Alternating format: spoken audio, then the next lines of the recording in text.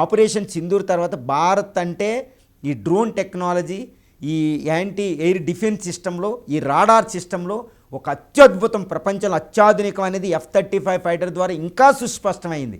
అందుకనే Lockheed Martin ఏంటంటే ఇప్పుడు ఆ కంపెనీ 12,000 అంటే సుమారు 1,200 యుద్ధ విమానాలు ప్రపంచంలో 19 దేశాలకు అమ్మిందండి. అది ఆ దేశాలు గొగ్గోలు పెడుతున్నాయి, ఏంటి ఇండియా దింపేయింది యుద్ధ విమానం పనిచేస్తా లేదని. రెండో విషయం ఏంటంటే లాక్హీడ్ మార్టిన్ ఇంకో 3,000 యుద్ధ విమానాలు అమ్మబోతుంది. ఇప్పుడు ఇది ఏదైనా రహస్యాలు బయటకు వచ్చిందనుకో దాని మొత్తం కంపెనీ స్మాష్ అండి. కంపెనీ యుఎస్ ఎయిర్ ఫోర్స్ ప్రాబ్లంలో పడుతుంది. అందుకనే ట్రంప్ ఇదేంటంటే అంటే భారత్ యొక్క శక్తి ఉంది కాబట్టి నేను చెప్తున్నా, మిత్ర దేశాలు కాబట్టి రహస్యాలు బయటికి వెళ్ళవు. కానీ భారతదేశం F-35 ఫైటర్ను ఓడించేసింది. అంటే 5th జనరేషన్ ఫైటర్ అమెరికా యుద్ధ విమానం భారత్ మీద పని చెయ్యదు అనేది మనం సుస్పష్టం. అంటే ఏంటి, ఇది చైనాకి కూడా వారిని F-35 ఫైటర్నే మనం ఓడించామంటే దానికి సమానంగా ఉన్న J-20 ఫైటర్ని కూడా మనం ఓడించగలం, కనిపెట్టి స్టెల్త్ ఫైటర్ని.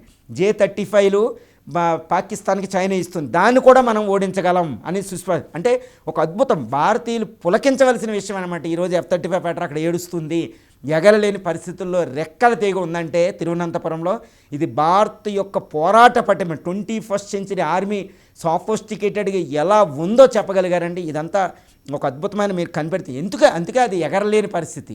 ఇంకా దాన్ని ముక్కలుగా తీసుకుని C-17 గ్లోబ్ మాస్టర్లో వేసుకెళ్ళవలసిన పరిస్థితి ఈరోజు బ్రిటిష్కి దాపురించిందంటే, అమెరికాకి దాపురించిందంటే వాళ్ళు ఎంత వణుకుతున్నారో కూడా ఈరోజు మనకు అర్థమవుతుంది.